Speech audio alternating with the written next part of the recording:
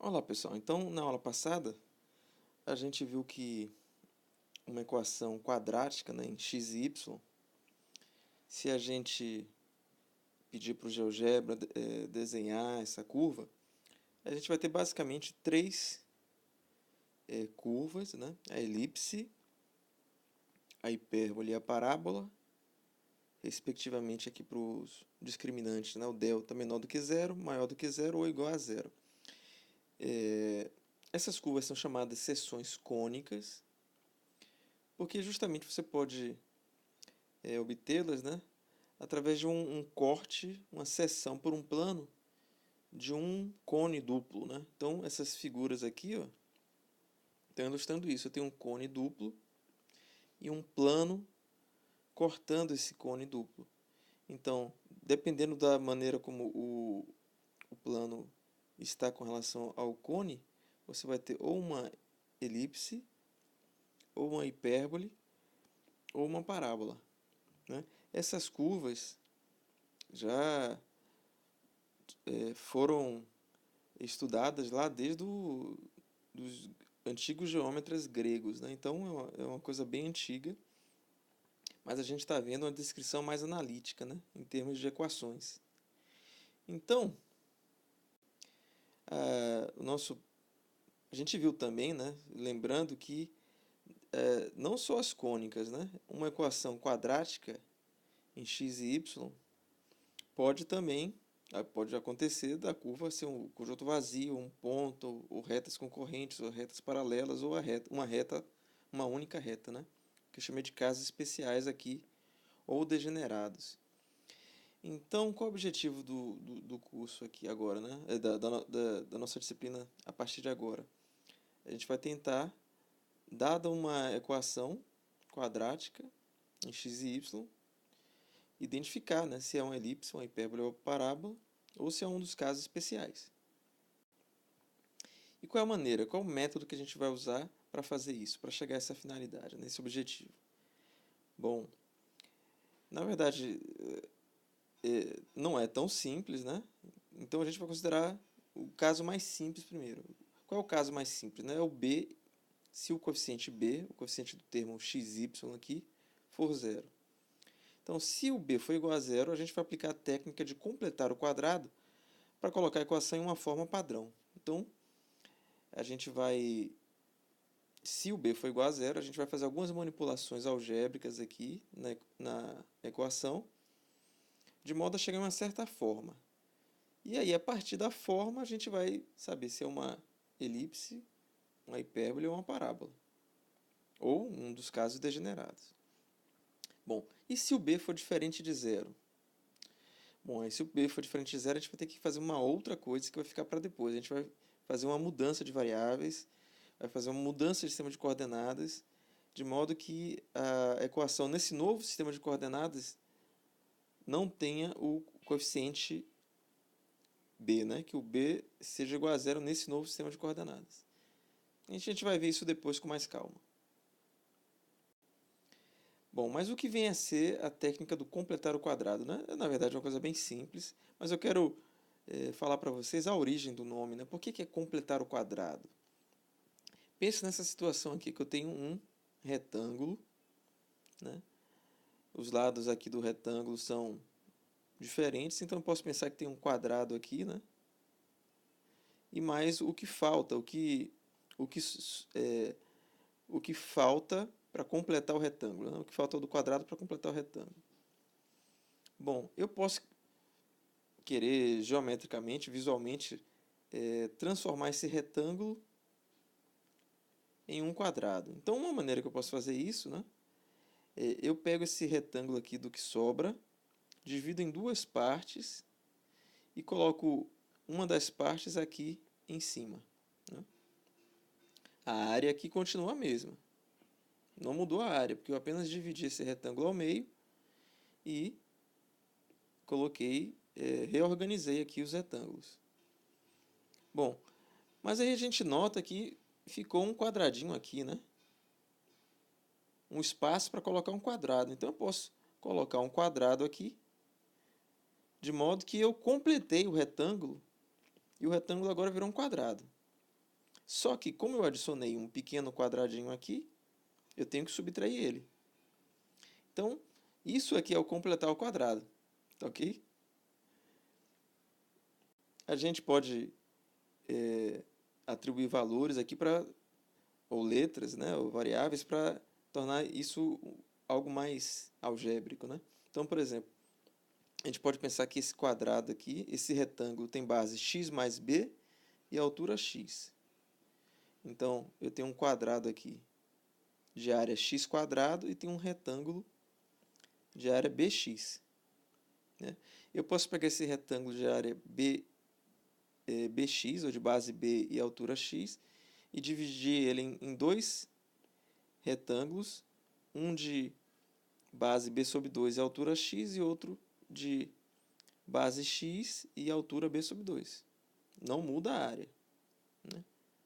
Bom, mas aí esse quadradinho que eu posso adicionar aqui para completar o quadrado, ele agora tem, ele tem lado b sobre 2 e base b sobre 2 e altura b sobre 2. Só que eu tenho que tirar ele, né? Mas o quadrado que eu formo no final é um quadrado de base x mais de lado x mais b sobre 2. Assim a gente chega numa identidade algébrica, né? Aqui eu tenho, qual é a área desse retângulo aqui? É x quadrado, x vezes x, x quadrado, mais a área desse retângulo b sobre x, b vezes x. Então essa área desse retângulo é x ao quadrado mais bx. Como essa área é igual à área deste quadrado menos o quadradinho, e esse quadrado tem base lado x mais b sobre 2, e esse aqui tem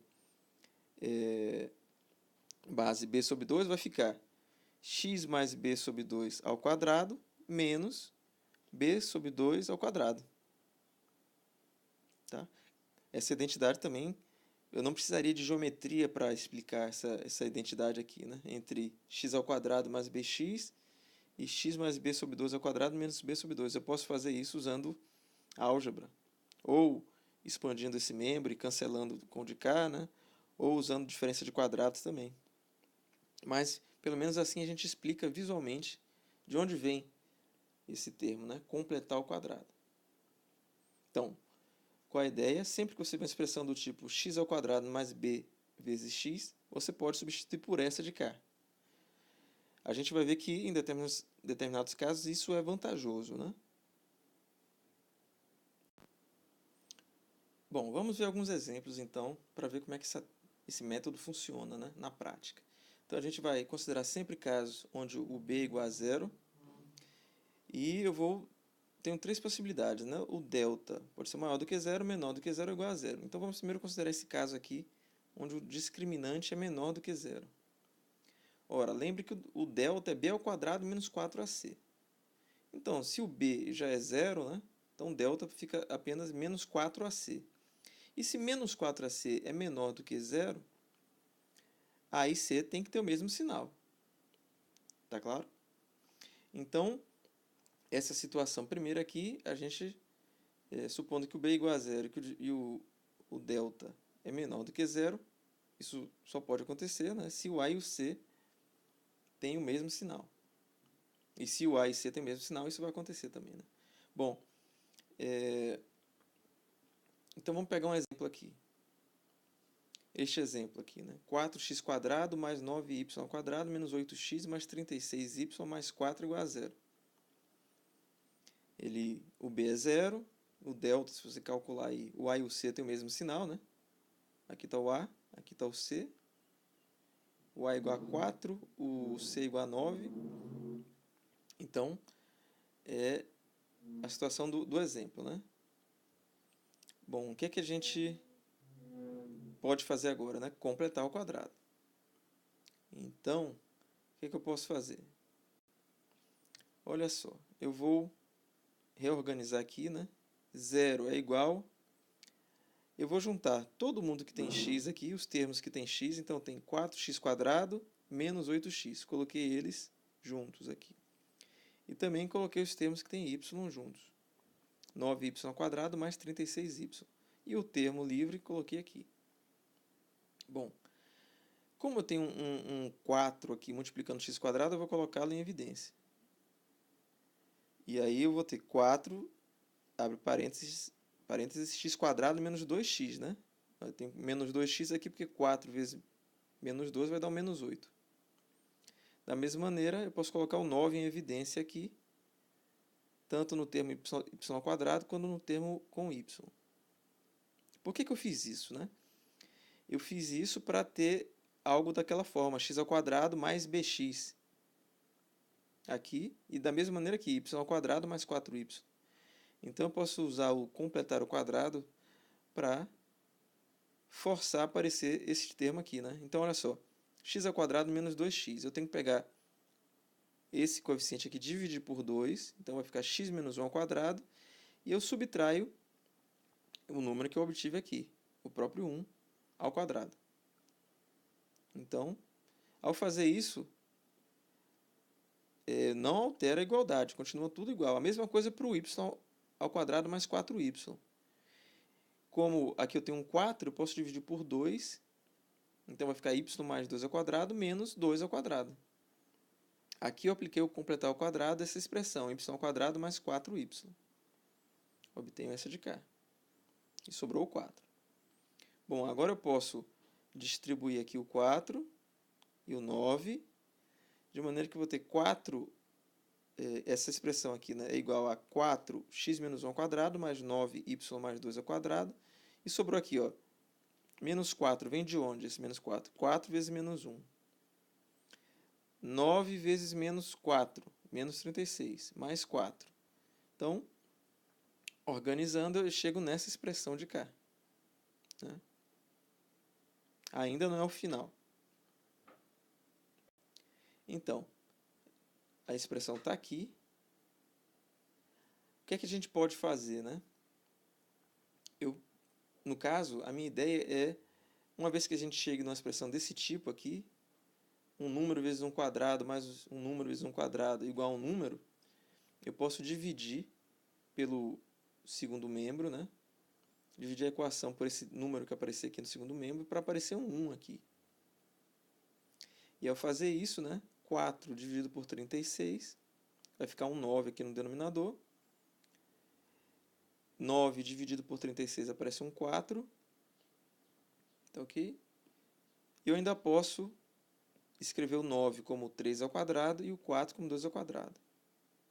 Fazendo isso, a gente chega numa expressão dessa forma aqui, ó. X menos alguma coisa ao quadrado dividido por a ao quadrado, y menos alguma coisa ao quadrado dividido por b ao quadrado, igual a 1. Onde u, v, a e b vão ser parâmetros que vão depender da situação. A gente chama isso de forma padrão da elipse. O que aconteceu? A gente assumindo apenas que o b era igual a zero e que o a e o c tinham o mesmo sinal, a gente foi capaz de reorganizar a expressão para uma expressão dessa forma. E a gente vai ver que toda equação dessa forma é de uma elipse. Tá? A gente vai ver isso, a gente pode ver isso no GeoGebra, se você quiser já testar, ou a gente pode ver isso quando a gente der a definição geométrica de elipse. A gente vai ver numa próxima aula. Mas antes de continuar para elipse, para hipérbole e para parábola, a gente pode analisar o que acontece, por exemplo, nesse caso particular, a gente chegou a uma expressão, em um momento, chegou nessa expressão de k igual a 36.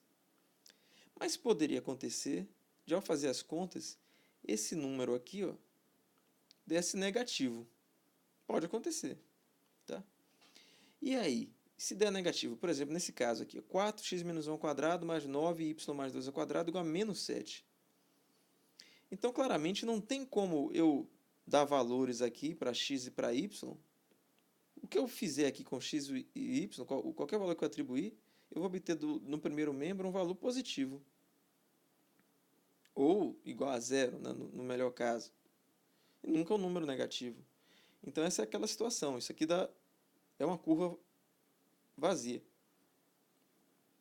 Por outro lado, né, se o segundo membro desse zero, se fosse 4x menos 1 ao quadrado mais 9y mais 2 ao quadrado igual a zero. Então, a única solução possível é se o x aqui for igual a 1 e o y igual a menos 2. Né? Então, a curva seria um ponto.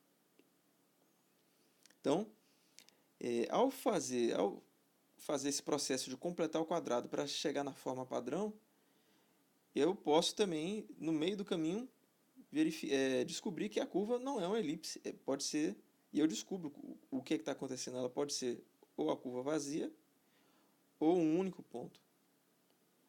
Tá ok? Então, isso é importante. Bom, então, qual é o segundo caso, a segunda possibilidade, né? Ainda considerando b igual a zero. Pode ser que o delta, o discriminante, seja maior do que zero. Então, se o discriminante, o delta, é b ao quadrado menos 4ac e o b é zero, então o delta é menos 4ac. Para isso ser positivo, por causa do sinal de menos lá, né, o a e o c tem que ter sinais opostos. Então, essa é uma situação também. Né? Vamos ver um exemplo. Essa curva aqui, ó, essa equação. X ao quadrado menos 4y ao quadrado mais 6x mais 24y menos 31. O a é 1, o c menos 4. Tem sinais opostos. Né? Então, não vai dar uma elipse. Né? O que é que vai acontecer? Então, a gente vai usar a mesma técnica de completar o quadrado aqui. Eu reorganizei a expressão, né? E eu vou agrupar todo mundo que tem x, todo mundo que tem y, e aqui eu já vou colocar o fator, o meu coeficiente menos 4 em evidência aqui. Né? Então, para não alterar a igualdade, eu vou ter aqui, ó, menos 4y ao quadrado, e aqui tem que ser menos 6y, para o produto, menos 4 vezes menos 6, dá 24. Tá ok? E o menos 31 continua aqui. Bom, agora eu posso aplicar o completar ao quadrado aqui. Eu tenho uma expressão da forma x ao quadrado mais 6x. Eu posso dividir esse coeficiente por 2, vai dar 3. Então vai ficar x mais 3 ao quadrado, menos esse valor aqui ao quadrado. Ao fazer isso, eu não altero a expressão. Da mesma maneira, y ao quadrado menos 6y, eu posso pegar esse 6 aqui dividido por 2, vai dar menos 3. E eu tenho que y ao quadrado menos 6y é igual a y menos 3 ao quadrado menos 3 ao quadrado. Menos 31. Beleza. Agora, colocando, né? Eu tenho aqui x mais 3 ao quadrado, vem para cá. Eu tenho menos 4y menos 3 ao quadrado, vem para cá. Tenho menos 3 ao quadrado é menos 9. Menos 4 vezes menos 3 ao quadrado, isso vai dar menos 4 vezes menos 9, dá mais 36. E tenho menos 31 aqui. Bom, somando menos 9 mais 36 menos 31, vai dar menos 4. Reorganizando, né, passando menos 4 para o outro membro, eu obtenho essa expressão de cá. Esta expressão. Ok? Está aqui ela. E, da mesma maneira, eu quero forçar a aparecer um número 1 no primeiro membro, né? No segundo membro, melhor dizendo. Então, eu vou dividir toda a equação por 4. Posso fazer isso. Vai ficar x mais 3 ao quadrado sobre 4, menos y menos 3 ao quadrado. Esse 4 cancela, igual a 1. Agora, eu posso escrever esse 4 como 2 ao quadrado aqui no denominador, e aqui está implícito que eu estou dividindo por 1, né? Então eu posso escrever aqui por 1 ao quadrado, não altera a expressão. Assim a gente chega no que a gente chama de forma padrão da hipérbole. Né? Eu fiz uma série de manipulações algébricas e cheguei a uma expressão desse tipo: x menos u ao quadrado, dividido por um número ao quadrado, a ao quadrado, menos y menos v ao quadrado, dividido por um certo número b ao quadrado igual a 1, onde u, v, a e b são parâmetros que vão depender de cada situação. Tá? No caso aqui, por exemplo, ó, o u aqui é menos 3, o v é 3, o a deu 2 e o b deu 1. Tá ok? Pode acontecer, como a gente falou que o A e o C têm sinais opostos, pode acontecer da gente ter feito as contas e o sinal aparecer trocado aqui, né? O negativo ficasse no X, como nessa situação aqui. Então pode acontecer também, a forma padrão pode ser com esse termo aqui positivo, e o do X positivo e o do Y negativo, ou pode acontecer o contrário, do Y negativo e do Y positivo e do X negativo. Ok? Bom, e os casos degenerados, né? Quando a gente chega nessa situação aqui, poderia acontecer do segundo membro dar zero, né? Como nesse caso aqui, por exemplo. X mais 3 ao quadrado menos 4y menos 3 ao quadrado igual a zero, né? Você fez as contas e chegou que dá zero aqui. Então, nesse caso, a curva não vai ser uma hipérbole.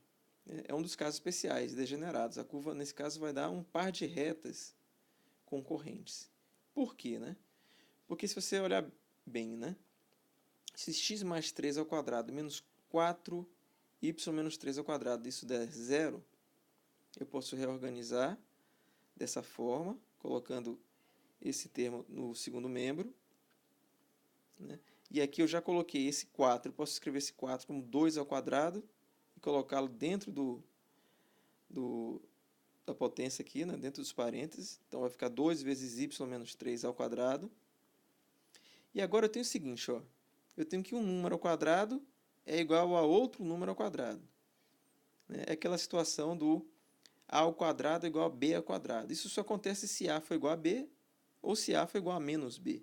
Então eu tenho ou x mais 3 vai ser igual a 2y menos 3, ou seja, 2y menos 6, ou isso aqui vai ser igual a menos isso, né? E no primeiro caso a gente vai ter essa reta aqui, x menos 2y mais 9 igual a zero, e no segundo caso a gente vai ter essa outra reta, que são retas concorrentes, né? Dá para ver, né? Os coeficientes aqui angulares não são paralelos, não são iguais. Tá certo? Então, se ao fazer o processo de completar o quadrado, você chegar numa situação assim como essa, onde o segundo membro der zero, você já sabe que nesse caso você vai chegar a um caso degenerado, no caso um par de retas concorrentes. Bom, finalmente, e se o b for igual a zero e o delta for igual a zero, né?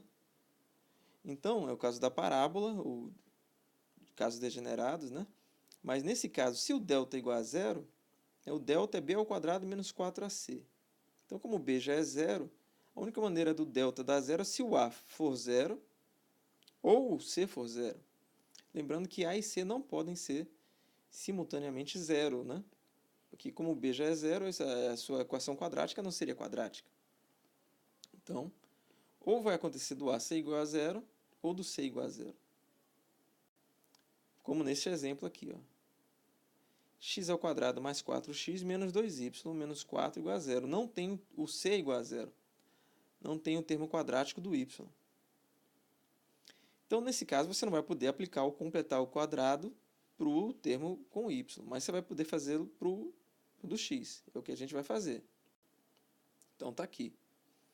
Eu posso escrever x ao quadrado mais 4x aqui, colocar no membro da equação e colocar os outros termos no segundo membro, né? Trocando sinal. Aqui eu aplico o completar ao quadrado, x ao quadrado mais 4x, e pego este coeficiente aqui, divido por 2, vai ficar x mais 2 ao quadrado, menos esse termo aqui ao quadrado. E aqui eu tenho 2, continuo com 2y mais 4. Bom, eu posso pegar esse termo aqui, menos 2 ao quadrado, que é 4, jogar para o segundo membro, então vai ficar mais 4. Então, 2y mais 4 mais 4, 2y mais 8. E agora eu posso colocar o coeficiente que multiplica o 2, o y, em evidência, que é o 2 aqui no caso, né? No segundo membro vai ficar 2 vezes y mais 4, para 2 vezes 4 dá o 8 aqui. Bom, fazendo isso, a gente colocou a equação quadrática original nessa forma de cá, né? X menos u ao quadrado igual a 4p y menos v, né? Vocês veem aqui onde o u é o menos 2, o v é menos 4 e o 4p igual a 2. Bom, por que eu coloquei aqui 4p, né? E não um outro coeficiente, né? É por uma convenção, porque isso vai fazer sentido quando a gente estudar a definição geométrica de parábola. Então, se o 4p é igual a 2, significa que o p é igual a 1 meio, não é isso? Bom, então a gente pode, dado uma equação quadrática, com b igual a 0 e delta igual a 0, colocá-la nessa forma de cá, né? Na forma padrão da parábola. Bom, poderia acontecer também, no caso aqui, o a deu diferente de zero, né? E o c igual a zero. Mas poderia ter acontecido o contrário, né? O a é igual a zero e o c diferente de zero. No caso, teria um termo quadrático em y. E aí, pelo mesmo processo, a gente chegaria a esta forma de cá, né? Y menos v ao quadrado igual a 4p x menos u. Né? O y menos v que ficaria ao quadrado. Então, bom, poderia acontecer também um daqueles casos degenerados associados aqui à parábola. Eu não vou dar todos os detalhes, mas fica claro que quando você chega nessa situação aqui, ó, o segundo membro pode ser zero, e aí no caso você teria uma única reta, ou pode ser um número, e aí um número negativo seria impossível, e conjunto vazio, né, ou um número positivo, e você teria aqui um par de retas paralelas. Tá ok? Bom, então, assim a gente completou o estudo, pelo menos nesse caso aqui, quando b é igual a zero, né? Nas próximas aulas a gente vai continuar estudando essa situação e o caso mais geral também, quando b for diferente de zero.